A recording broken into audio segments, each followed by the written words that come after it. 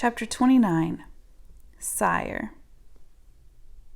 I don't remember when I first noticed him looking at me, Sire, but I knew he was looking. Every time. All the time. I walked past his house. Him and his friends sitting on their bikes in front of the house, pitching pennies. They didn't scare me. They did, but I wouldn't let them know. I don't cross the street like other girls. Straight ahead, straight eyes. I walked past. I knew he was looking. I had to prove to me I wasn't scared of nobody's eyes, not even his. I had to look back hard just once, like he was glass. And I did. I did once. But I looked too long when he rode his bike past me. I looked because I wanted to be brave.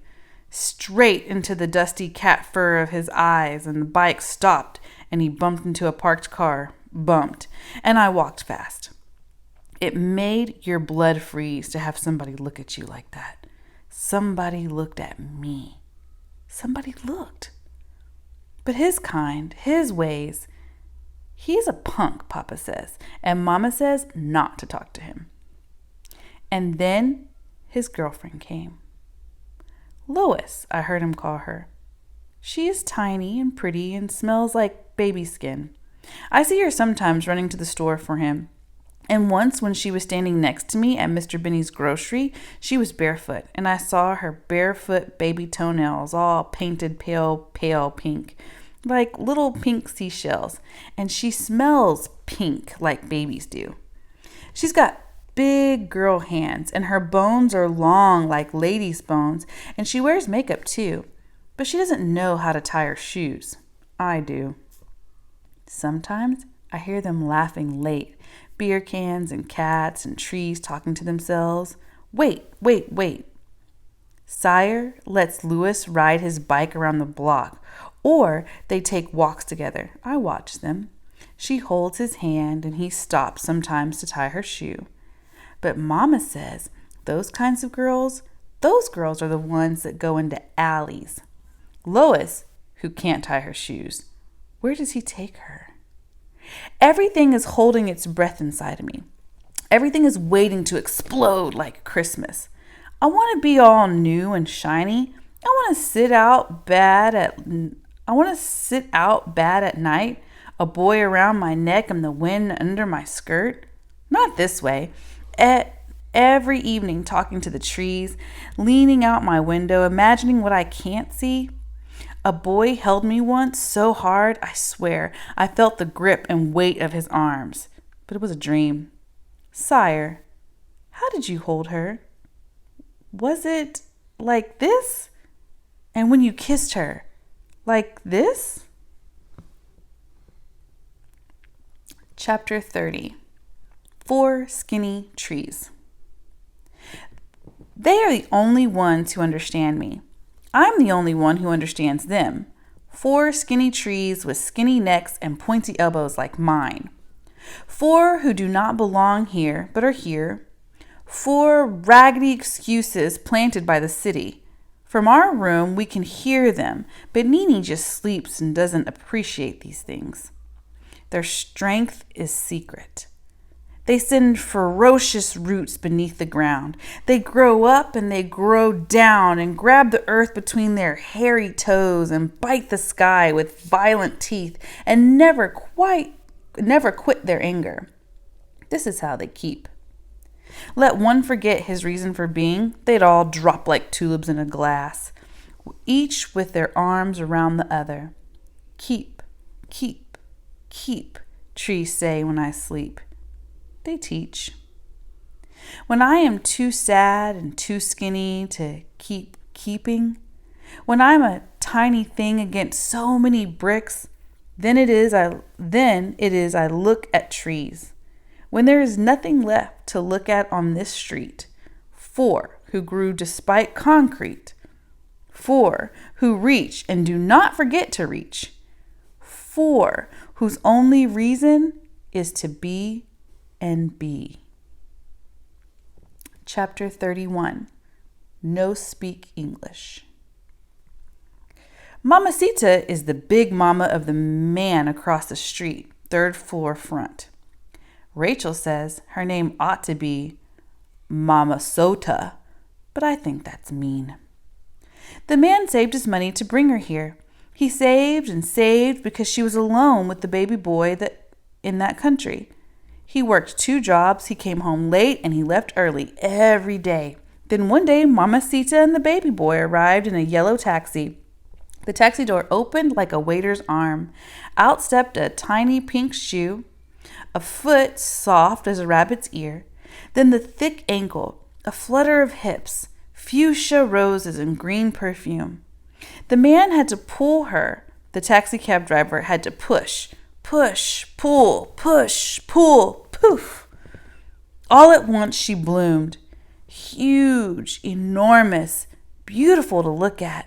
From the salmon pink feather on the tip of her hat down to the little rosebuds of her toes. I couldn't take my eyes off her tiny shoes. Up the stairs she went with the baby boy in a blue blanket. The man carrying her suitcases, her lavender hat boxes, a dozen boxes of satin high heels. Then we didn't see her. Somebody said because she's too fat. Somebody because of the 3 flights of stairs. But I believe she doesn't come out because she's afraid to speak English. And maybe this is so since she only knows 8 words. She knows to say, "He not here," for when the landlord comes. "No speak English," if anybody else comes. And "holy smokes." I don't know where she learned this, but I heard her say it one time and it surprised me.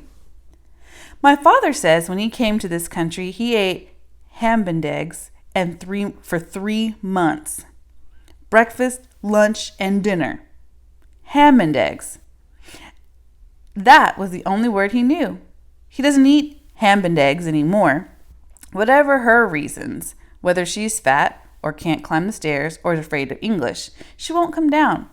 She sits all day by the window and plays the Spanish radio show and sings all the homesick songs about her country in a voice that sounds like a seagull. Home. Home. Home is a house in a photograph, a pink house. Pink as hollyhocks, with lots of starlit light. The man paints the walls of the apartment pink, but it's not the same, you know. She still sighs for her pink house, and then I think she cries. I would. Sometimes the man gets disgusted. He starts screaming, and you can hear it all the way down the street. "Ah," she says. She is sad. "Oh," he says. "Not again." Cuando, she asks. "Ay, carar, we are home. This is home. Here I am, and here I stay. Speak English, Christ." "Ah, mamacita," who does not belong, every once in a while lets out a cry. Hysterical, high, as if he had torn the only skinny thread that kept her alive, the only road out to that country. And then, to break her heart forever, the baby boy, who has begun to talk, starts to sing the Pepsi commercial he heard on TV. "No speak English," she says to the child who was singing in the language that sounds like 10. No speak English, and bubbles into tears. No, as if she can't believe her ears.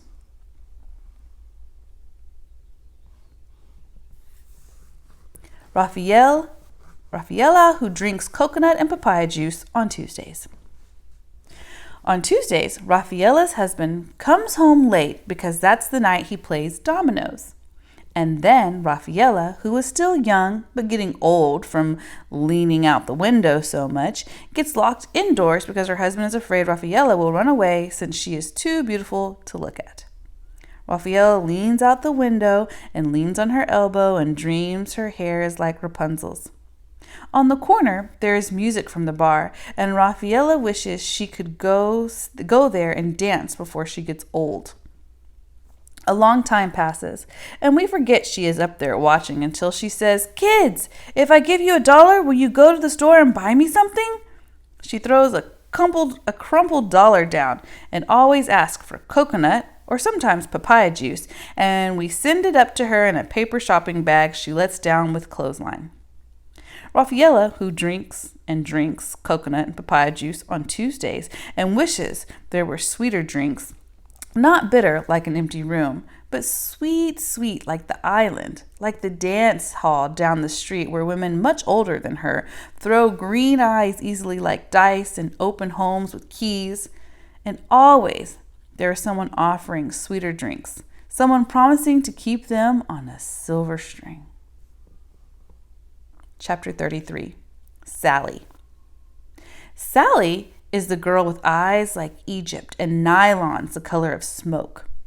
The boys at school think she's beautiful because her hair is shiny black like raven feathers, and when she laughs, she flicks her hair back like a satin shawl over her shoulders and laughs. Her father says to be this beautiful is trouble.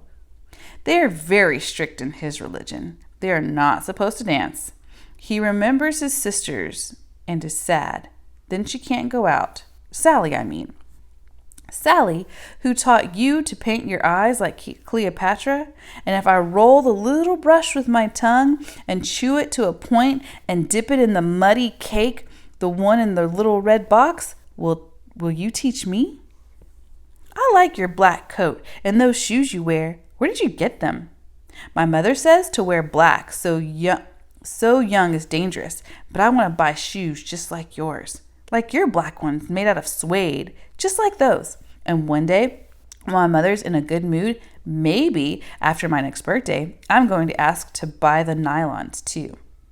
Cheryl, who is not your friend anymore, not since last Tuesday before Easter, not since the day you made her ear bleed, not since she called you that name and bit a hole in your arm and you looked as if you were going to cry and everyone was waiting and you didn't, Sally, not since then. You don't have a best friend to lean against the schoolyard fence with, to laugh behind your hands at what the boys say. There is no one to lend you her hairbrush. The stories the boys tell in the coat room, they're not true. You lean against the schoolyard fence alone with your eyes closed as if no one was watching, as if no one could see you standing there, Sally. What do you think about when you close your eyes like that? And why do you always have to go straight home after school? You become a different Sally. You pull your skirt straight. You rub the blue paint off your eyelids. You don't laugh, Sally. You look at your feet and walk fast to the house you can't come out from. Sally, do you sometimes wish you didn't have to go home? Do you wish your feet would one day keep walking and take you far away from Mango Street? Far away, and maybe your feet would stop in front of a house, a nice one with flowers and big windows and steps for you to climb up 2 by 2 stairs to where a room is waiting for you? And if you opened the little window latch and gave it a shove, the windows would swing open, all the sky would come in. There'd be no nosy neighbors watching, no motorcycles and cars, no sheets and towels and laundry, only trees and more trees and plenty of blue sky. And you could laugh, Sally. You could go to sleep and wake up and never have to think who likes and doesn't like you. You could close your eyes and you wouldn't have to worry what people said because you never belonged here anyway, and nobody could make you sad, and nobody would think you're strange because you like to dream and dream. And no one could yell at you if they saw you out in the dark leaning against a car, leaning against somebody without someone thinking you are bad, without somebody saying it is wrong, without the whole world waiting for you to make a mistake when all you wanted, Sally, was to love and to love and to love and to love, and no one could call that crazy.